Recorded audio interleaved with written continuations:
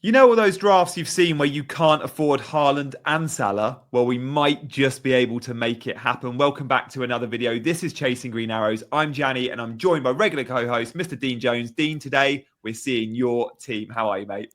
I'm good, mate. And you can definitely come up with a Salah, Haaland team with good other premium assets in there. People seem to not want to be going down this path. And I wonder if it's more that they don't trust Haaland, more that they don't want to actually do it. Yeah. I do want Haaland. I am going to trust Haaland. And I'm just figuring out which version I want to fit around Salah and Haaland. So this is a very pro chat. We're going to figure out how we can nail it for game week 1 and beyond by having those two superstars in there and also squeeze a few in around them. All right, well, let's see this first team then. Up first, we'll talk goalkeepers and we'll work our way through. We are going to show you a second version of this team, which also has Cole Palmer, Haaland and Salah, a three-man team. But spoiler alert, this one is just Haaland and Salah. But we're starting in goal, Dean. Raya, I'm surprised. Within the community, very few are going Raya. We're seeing a lot with like 4.5 million Kelleher. Sanchez at 5 is quite popular, but spend 5.5 on a Raya, and I think you cover the best defense in the league, right? Exactly. So you'll see as I break through this that having Raya actually becomes really important as well. So I was surprised once I was putting my team together that I had enough budget, but this team budget is bang on 100 million, and it has David Raya in goal. So let's move it on to the defense to see, well, how do you manage to get Raya in? What sort of defenders have you got? Well, pretty good actually. I've got Liverpool starting centre back, who's 6 million. And then 2 of the best 4.5 million asset defenders in the game in Udogie and De Kuyper. So I think those 4 a solid foundation for game week 1. Absolutely solid. Those 4.5 picks are good this year. Like you can go for attacking fullbacks like Udogie and De Kuyper. You can go for centre backs like Senesi, Anderson, Agbadu, which will all pick up good clearances, tackles, interceptions, blocks. That 4.5. I think a structure of 1-6 and then quite cheap 4.5 guys is a good structure to get more into your attack. And we're about to see that with your midfield because this is where it starts to get a little bit stacked. You're putting a lot of money in the attack here. Well, that's it. So I've got a premium goalkeeper, I've got a premium defender, and there he is, Mo Salah, in there as the captain for game week 1, and not surrounded by players that you don't want, but 4 other players alongside him. Kudus, who I personally am putting faith in going into the new season. I know some people won't be convinced by that at the moment. I think Kudus is going to be a good pick for Tottenham. Caicedo, look, I'm not saying that this would definitely be Caicedo, but what is he, 5.5? That level of player can go into that team at that point. And I think Caicedo is probably as good as anybody to start off with. Rodgers, well, that's your one that's a bit of a hopeful one. Like, he definitely has ability to bang in those early matches. We saw what he was capable of last season, his big breakout year. I like Morgan Rodgers going to season. And then you've got Njaya at Everton as a little bit of a difference maker as well. So, okay, some slight gambles in there because you get kind of flaky players in terms of FPL points in Kudus and Rodgers and Njaya. But the fixtures, I think, are friendly for all. I think that Caicedo playing Crystal Palace at home is also nice. And it also means that I don't think you're so far giving up too much to have Salah. And as we'll see now as I get onto the strike line, Haaland in your team as well. So Haaland, I just have to have him. And I can still get João Pedro in there, who's one of the best picks for game week 1 in terms of strikers. 7.5 million, highly owned, so you're not missing out on him, and yet you've still got the best 2 players in the game in your selection. I can't actually believe that I was able to put together a team, especially at quite short note. Didn't take me that long to put this together. So there probably is better versions. And we are going to look at alternate versions in a second as how you might be able to tinker this and make a couple of little tweaks that make it even better. But to just complete the bench, that's not too bad either. You've got Fulham starting striker, Aston Villa starting defender, Twanzebe who's going to be playing, and might turn out to be one of the best cheap assets in the game. And Kinski, who, okay, might be able to find a different 4 million defender, a goalkeeper. That doesn't really matter. Like Kinski doesn't really matter. But what do Muniz you is think? 5.5 million, is he? Because Muniz is an interesting one because Jimenez exists, and but there's every chance Muniz. He's been linked with teams like Leeds. Like, imagine if Muniz goes and is the starting number 9 for Leeds at 5.5 million. He's a good pick. I don't think Fulham will let him go. But even if they do, as you say, he'll be a starting 9. And if Fulham are keeping him, then I think they'll be putting faith in him this season. And yeah, he might have to share minutes with Raul, and they're going to have to figure that out. But it's a big season for him, and I think that Muniz might be a cheeky good pick. As I say, that doesn't have to be the pick. It doesn't have to be that Muniz is your man, but a 5.5 million forward fits in there, along with a Konsa and a Tuanzebe, and that's your pick. Yes, your team for 100 million with Salah and Haaland in it. And you've also got Raya and Virgil van Dijk. You've not compromised much here. The big compromise with this team is, and I don't think it's much of one, to get Haaland and Salah in. There's no other expensive midfielder. Even there's no Wirtz, there's no Palmer. Yeah. But what you do have is a brilliant range of 6.5 to 7.5 midfielders. Kudus, Rodgers, and Ndai could all make mockeries of their price points. They are potentially very good picks.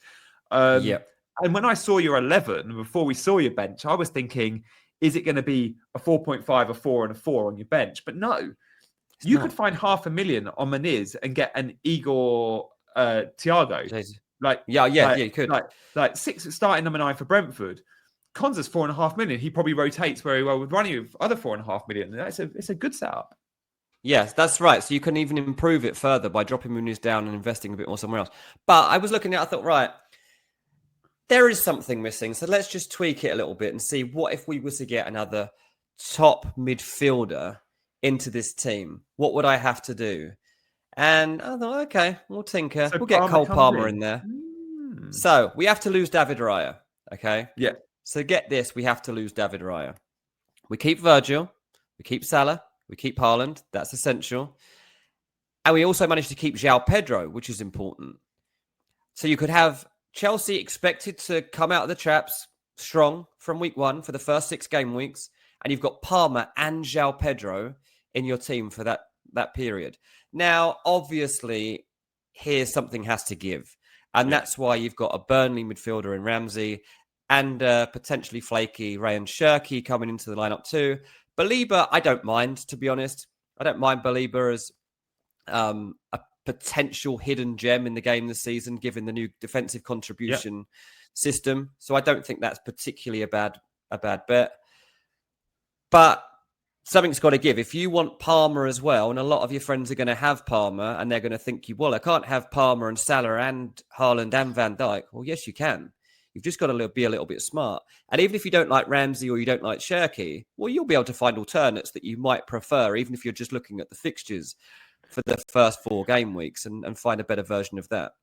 At 5.5 million, you could replace Cherky, Ramsey, Baleba with some of the 5.5 guys like Adingra, like Elliot Anderson, like Reinders. Like there are, of course, other options. I do think, though, this version, the Threemium with Palmer, it does stretch you a bit. You're very much stacking on those big names to deliver, and there's going to be a lot of 2-pointers every week. But it's good to compare and see it, and maybe it makes your decision on actually just showing that Haaland and Salah alone is enough, because there's a lot of good 6.5, 7 million players, as we saw. Guys, we're going to see another version in a minute. Players. Exactly. So that's where option 3 comes in. But before we see it, guys, we want you to hit those buttons. We're doing this pre-recorded content now on Chasing Green Arrows, and we'd love you to show support for that. So the likes, the subscribes, as we go above and beyond to hopefully bring you good pre-season content, will be really welcome. Also, drop a comment. We'll respond to everyone on this video. So, Dean, we're recording this not long after the Gyokers price reveal. 9 million. He's a real tempter. In game week 2, Gyokers plays Leeds. Salah, Haaland, Palmer, they're all right fixtures. Palmer, West Ham. Haaland plays Tottenham. Salah goes to Newcastle. If you own Gyokers game week 2, you're probably captaining him, and you're putting yourself in a position here with this team. I prefer this team to the team with Palmer in, because Palmer's 10.5, Gyokers 9. It's not much of a compromise to boost one of your mid-price forwards up to Gyokers. Obviously, Muniz is the weak link in the 11. Yeah, so Muniz is yeah, that would be your weak point, and you might want to try and find another 5.5 forward. But obviously, you haven't got Raya here either. So in the first team we saw, you were able to have the Arsenal goalkeeper, and you get that defence covered. This way around, I haven't got an Arsenal defender. It doesn't mean you can't have one. I mean, you could tinker with this team and get a Lewis Skelly in or something like that. Like that wouldn't be too hard to do. But ultimately, you get Victor Gyokers, Arsenal's big shiny new number 9, who is brilliant. And I want Gyokers from Gameweek 1. So when I made that first draft that had João Pedro and Raya, that was just before we got the announcement of how much Gyokers would cost. And I was pleasantly surprised to know that actually, without too much difficulty, I can actually get him. Now, it's obviously about the building blocks around it and how you can get there.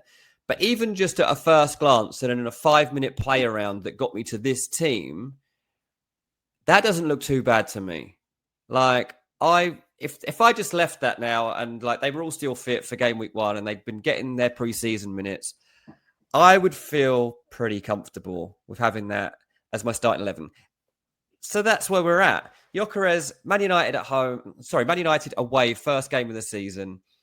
As I said on the live, like Arsenal win 1-0. Gyokers is doing his celebration in front of the Stretford end. The other team that will link with signing him, Ruben Amorim is standing there.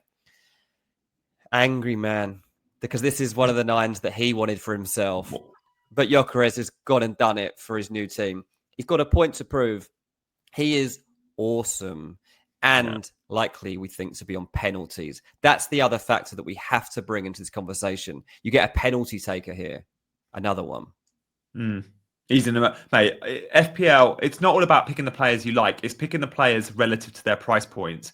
And I said in my head before we saw the Gyokers price, if he's 10 million, I'm not interested. And I rate him highly, right? But if he's 10 million, I'm not interested. If he's 9.5, I'll consider it. And if he's 9, I'm going to be really tempted. The fact he's coming at 9, that is a phenomenal price point for an Arsenal number 9 that's got numbers that he's got. And everyone's going to go, it's Portuguese league. Look at his numbers for Sweden. Look at his numbers in the Champions League. He's done it on the biggest stage in the last 12, 18 months. Yes, he's been a bit of a late bloomer. We all know he played for Coventry and Swansea and Brighton. He's been bought to bang the goals in as Arsenal put up a charge to win silverware, to win the Premier League, to compete in the Champions League. And Arteta's going to, I think, chuck him straight in. So watch this space on him. At 5.5, by the way, forwards. Mayenda at Sunderland is one that's started all the games in the Championship and could be a starter. There's very slim pickings at 5.5 for forwards. I see why Dropman is in there as a placeholder. We could get a standout, but if you can go to 6 million, that's when it gets a little bit juicy for the likes of Thiago of Brentford. So yeah, I like this team too. I really do. Very little compromise, guys. I hope in today's video we've shown you what Haaland and Salah can look like. And I just want to wrap up with a final point, Dean, on captaincy. It's the biggest part of the game. If you own Haaland and Salah pretty much every week for 38 weeks, maybe 99%, you're going to have the game's best captain option in your team. If you just have Salah or just have Haaland, there will be a lot of times where you miss out to the other one as the obvious captain candidate. I like the fact you've covered both, and I must admit, it's given me a little bit of food for thought seeing those drafts because we've got so many good 6.5 midfielders this year. You've dropped a few of them into your team, the likes of Ndai, even Aston Villa midfielder 7.5, not Ramsey. Rodgers, What's his name? Rodgers, yeah. Rodgers. Was it Rodgers? Rodgers is like great value. Like it's a little bit more money. It's a good value. Rodgers is really good value, and that's the thing. There's players like that we've kind of start to forget how important they were to their teams last season. Yeah, how much you wanted them, and there's potential to get those players back in and around the superstars and reap those rewards, especially because the casual players, perhaps will have switched off their radar to those things as well. So we've got to tune into what we've seen previously as well as what we're getting brand new. Yeah, love that. Guys, thank you for watching. Tune in for another video very, very soon. Hit the buttons on your way out. He's been Dean, I've been Gianni, and we've been chasing Green Arrow.